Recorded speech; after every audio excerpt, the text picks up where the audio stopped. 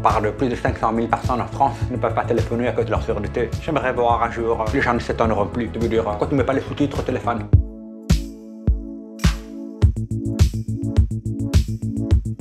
I'm trying that way again and again. There's no time for giving up.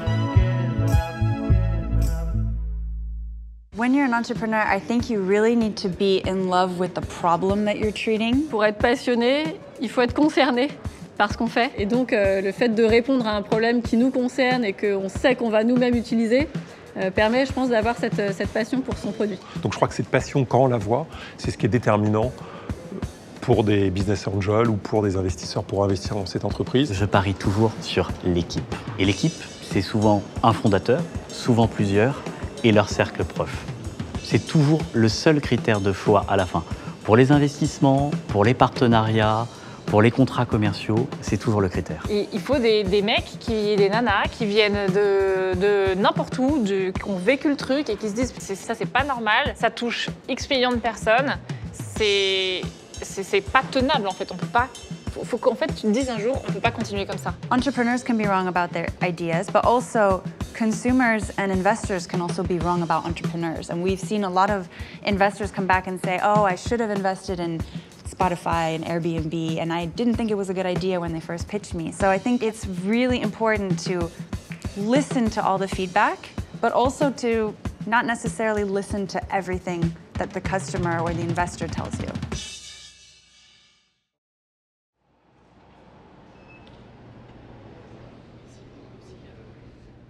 Leur entretien pour chaque personne. Les premières 30 minutes, donc ils vont coder. Et deuxième partie de chaque heure va être en fait les questions. Un truc qu'on devrait dire au début, si vous n'êtes pas pris, sachez que c'est pas contre vous, c'est parce qu'on a un manque de place. On a des quotas en fait. C'est un test, donc il faut les mettre devant le truc.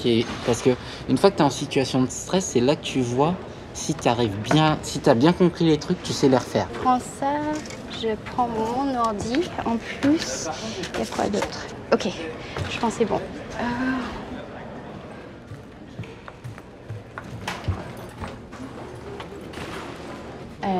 Il y a 3 exercices. Il y a un petit exercice CSS, il y a un petit exercice HTML et un dernier exercice JavaScript. Voilà, c'est parti. Courage. Merci beaucoup.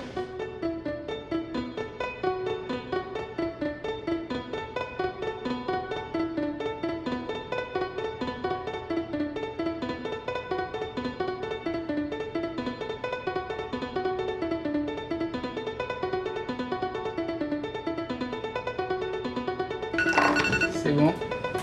Comme dans Top Chef, on lève la main, faut plus toucher. C'est bon. En fait, on s'est rencontrés avec Ruben, ils ont pitché à Pitch Me Up à Toulouse, là. Je trouvais que l'idée était super, en fait. Et en plus, je pense qu'on peut aider des gens, on peut aider des pays. On peut avoir de l'impact, un impact concret sur la vie des gens. Des gens qui n'ont pas accès à des alertes s'il y a une inondation, qui n'ont pas accès à savoir s'ils ont suffisamment d'eau dans leurs réserves et leur apporter une solution. Je pense que la solution qu'on a créée, elle est ultra fit aussi pour les pays en voie de développement parce qu'elle est pas chère, quoi.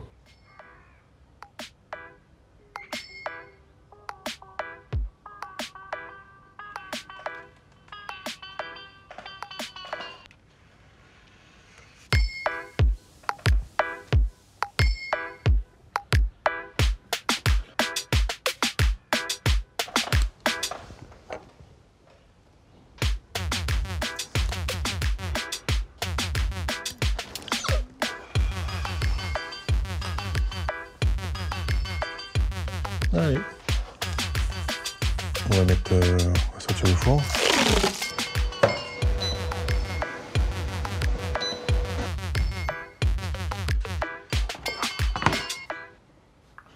C'est cool. Voilà, donc ça c'est la carte. Et puis je voulais mettre aussi depuis combien de temps elle est connectée, depuis combien de temps elle est allumée. C'est bien ça. La lime, elle est là, c'est ça? Là c'est l'arrivée. Là c'est l'arrivée. Mais après, ça repart par l'étage d'en bas, par l'étage RF. Et nous, après, avec la polarisation, on peut détecter si c'est de la pluie forte, faible, de la neige, de la grêle. Ça C'est votre job après, les gars. Ouais, clairement. Ouais. Ok, c'est bon. Ok, ça marche. Ok, merci beaucoup. Et puis je viendrai vers début d'après-midi. À tout à l'heure.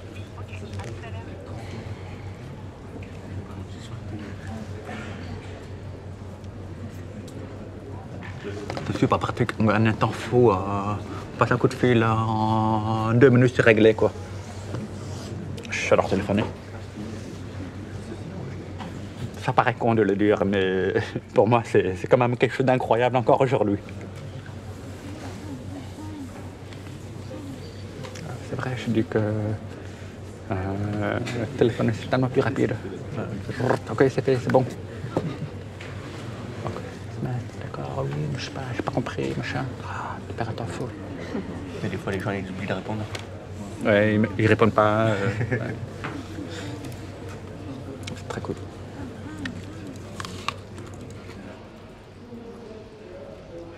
Bon, du coup, là, tu as déjà passé le test technique, donc là, c'est plutôt le test oral où on va juste poser les questions. Quelles sont tes ambitions professionnelles, personnelles dans ce domaine-là? Qu'est-ce que tu veux faire avec Qu'est-ce que je veux faire? J'ai envie de travailler, j'ai envie de savoir ce que c'est qu'aller travailler du lundi au vendredi sans interruption, que ce soit une start-up, que ce soit une grosse boîte, que ce soit une asso, je sais pas, mais je sais qu'il y a du travail. Et...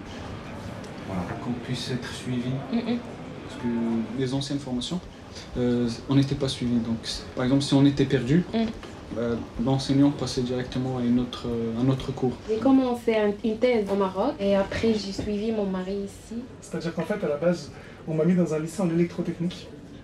C'était, ça touche un petit peu à l'informatique, mais beaucoup plus à des câblages, à des fils électriques, etc., à des circuits, plus que sur du digital, quoi.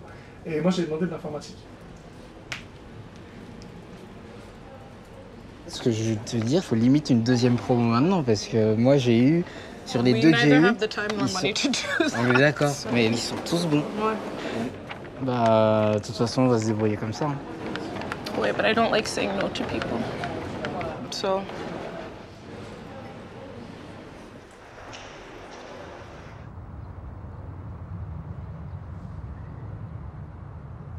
En fait, j'ai toujours voulu faire de la météo.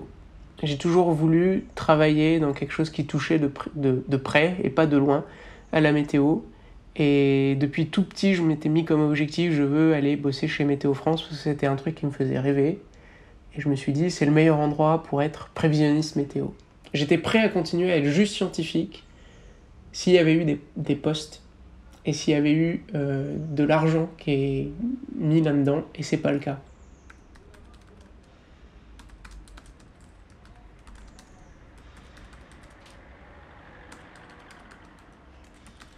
J'ai mes petits rituels pour faire de la prévision météo. Et donc là, à Toulouse, on a nos capteurs qui marchent et qui devraient voir de la pluie. Au Brésil, ça tourne déjà. On a été capable de dire, voilà, il va vraiment pleuvoir beaucoup dans la demi-heure qui suit. Donc on a envoyé un message, et 30 minutes après, les gens avec qui on bosse là-bas nous envoient une photo. La vue de mon bureau, et la vue de son bureau, c'est une inondation, quoi. On s'est dit, bon, bah c'est bon. On y est presque. Il manque plus grand chose. Franchement, c'est pas mal. Living in France is...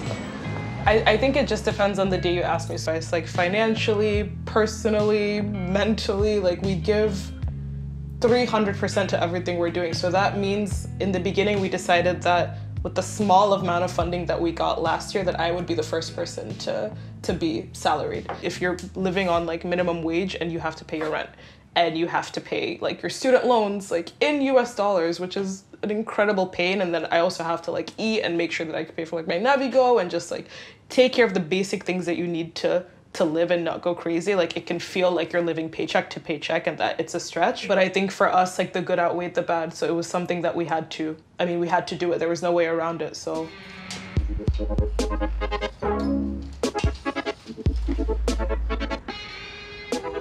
We're in our new apartment that you didn't get to see before. Huh? We're in our new apartment that you didn't get to see before. Oh, really? Oh, wait, yeah, you guys had like a crisis when I was there, right? Crisis solved. But yeah. Do you like it? Where's the new apartment? It's like 20-25 minutes away from Place de Clichy, where we were before. So it's just like further up north by Gare du Nord.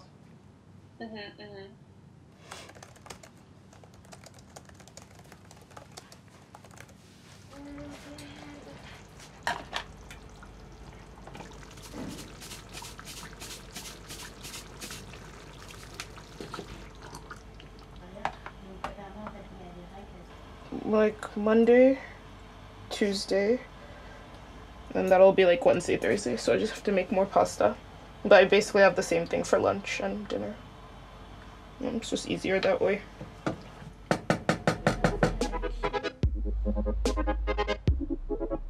Oui, il y a de l'intelligence artificielle, oui, il y a de l'apprentissage. On est en plein dans les mots qui buzzent, je suis d'accord. Eh ben, faut les utiliser, les mots qui buzzent.